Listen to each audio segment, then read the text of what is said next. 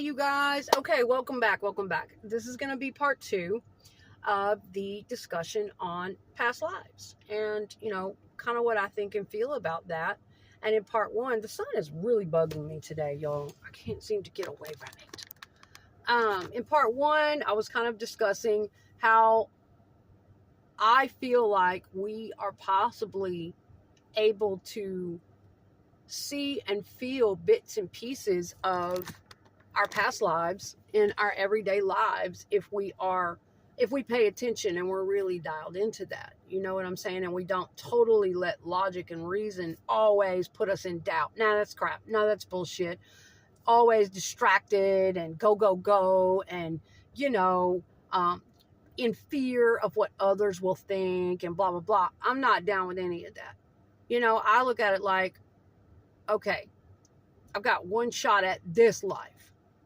I'm not going to be here forever.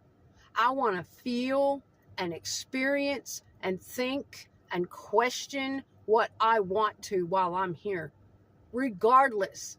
As long as it doesn't hurt other people. I'm not talking about taking it out of context and going out stomping on other people and being nasty and cruel and, whatever. Yeah, sure, think about what you're doing and saying, but you get what I'm saying.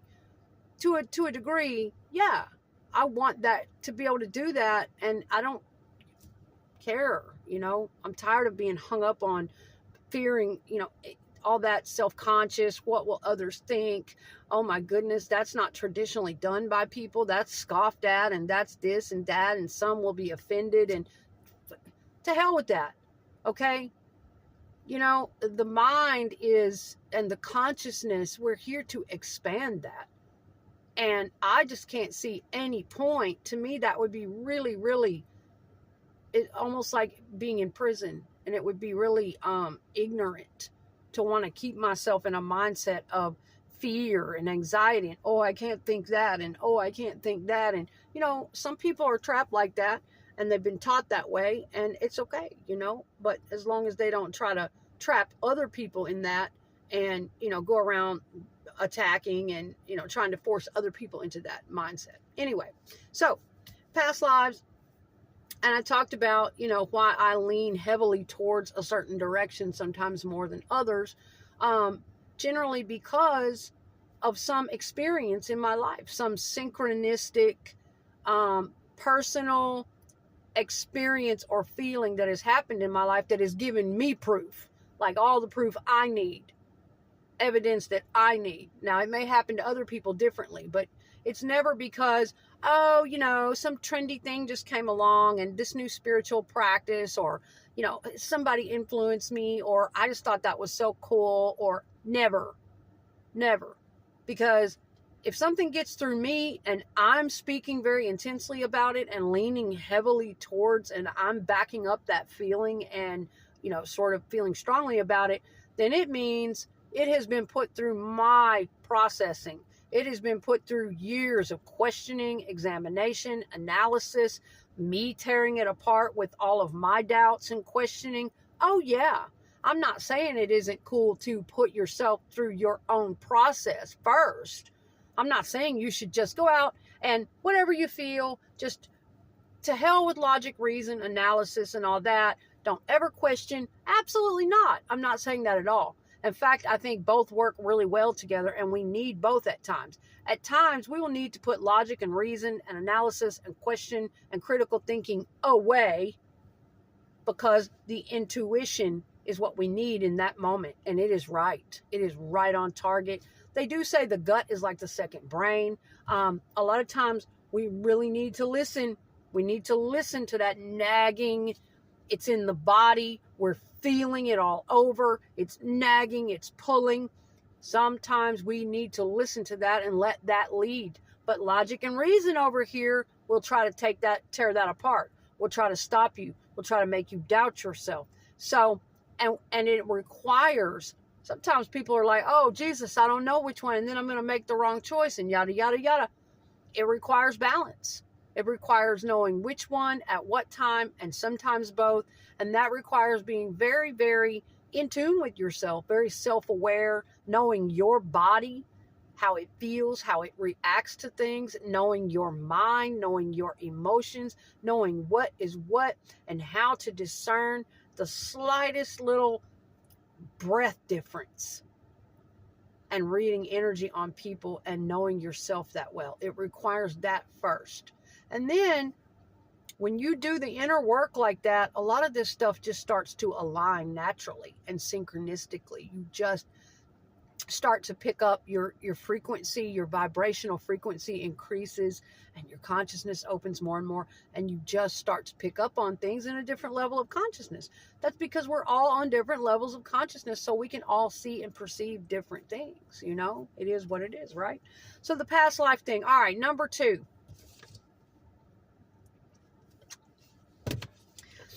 Little things. I was talking about little things that you can see and feel and pick up on in your everyday life now that I feel quite strongly might be from lives before this one.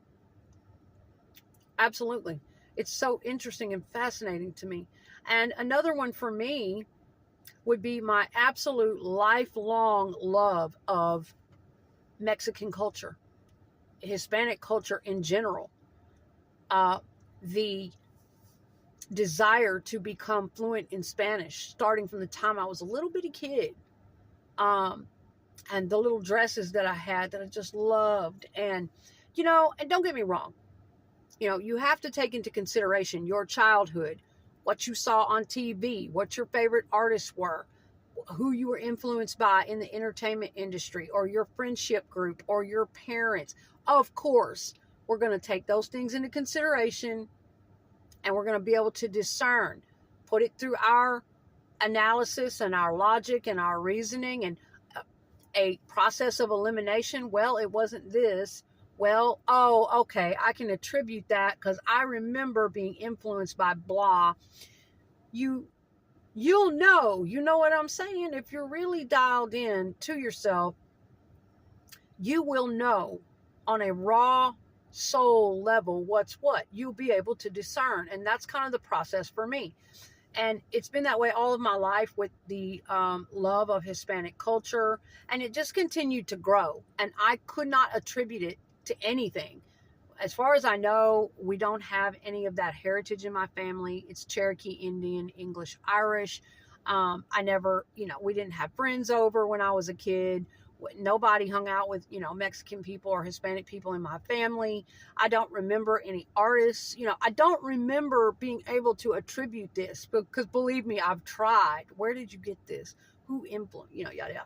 And it just kept kind of growing from there. This very deep, passionate, sentimental, heartfelt love and respect and admiration for Mexican and Hispanic culture. Okay. And as I grew over time, I continued to love the language. And then in my late teens, early 20s, I found Selena Quintanilla and became a massive fan of her music and, just taking in the books and over time, I did not get to take Spanish as a kid in school, and that really broke my heart. But I was able to go back to school at 33 and complete my AA degree, and I got to take 2 semesters of Spanish. And it was very healing for me and very exciting, and I just loved it. And I do still study Spanish to this day. I just don't have as much time on my hands. I would still love to become fluent in it. It's still a passion, but I started to study even more in depth about their culture and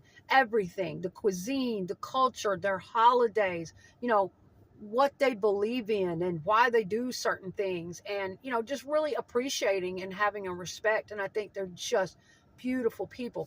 But there are little things that I do that are so strange to me. For instance, my pets, all of my life, especially my dogs. I used to keep cats, but for about the last 15 years, it's dogs. And now my whole family does it. They all picked up on it from me, and they all do it. I don't speak to anyone else this way, but to my pets, this other personality comes out of me. And you know how, you might baby talk your dog? Hey, Doody Booty Booty, how you doing today? Oh, Mommy missed you, Booby Dooby Dooby Doo. I love you so much. Okay, well, I do some of that too. But for me, I don't know where the hell it came from. it just came natural for me to speak to my dogs in an accent. In It's fucking crazy, y'all.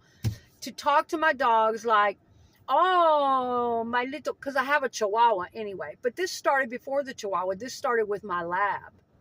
Oh, you want to go to the outside patties? Okay, okay.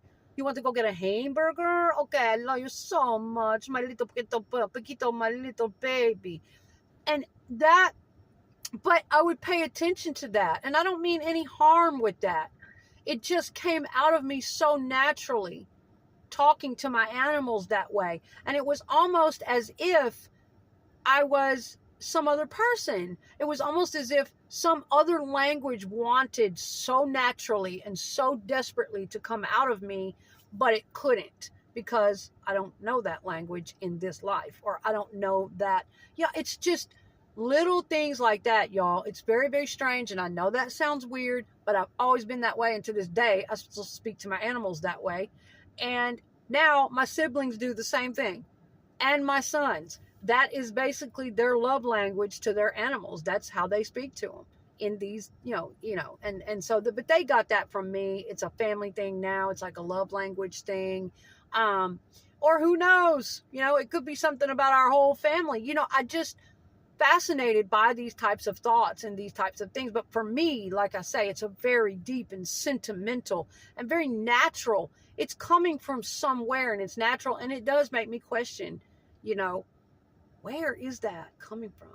What is that deep and passionate love that you have for this other culture? And I do think to myself, it is quite possible that you were of that heritage in a past life. And there are several other examples that I'd like to give for you guys, but I've got to get back to work. But we will continue this in part 3. But yes, it's little bitty things like that. And it doesn't stop there. That's not the only lifetime, and that's not the only examples that I've picked up on. Another one would be my absolute passionate, nagging love and desire of singing and watching other people do it, and just the passion and the soul in it. But in this lifetime, that really hasn't been something I've been able to pursue. And it just eats at me, and I crave it, and I crave it. Not necessarily fame and fortune, not necessarily all that comes with it, but just the love of singing, the soul of it. Okay, that is another thing that makes me think. Okay, and then there's a couple of other cultures too. I really pay attention, not just Spanish culture, not just Mexican or Hispanic culture, but there have been a couple of other cultures. I'll talk about the rest of this stuff in part 3. That little tiny things that I have picked up on or noticed that I am just so passionate about, either their music or their lives, or certain things that they do, or and I feel a deep desire to express that, or to enjoy that, or appreciate that. It's just weird.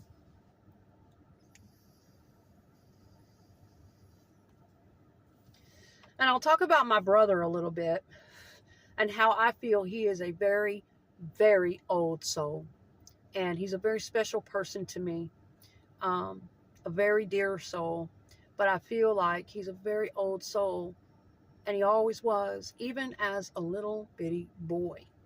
He was very attracted to wearing suits and ties as a 6-7-year-old child.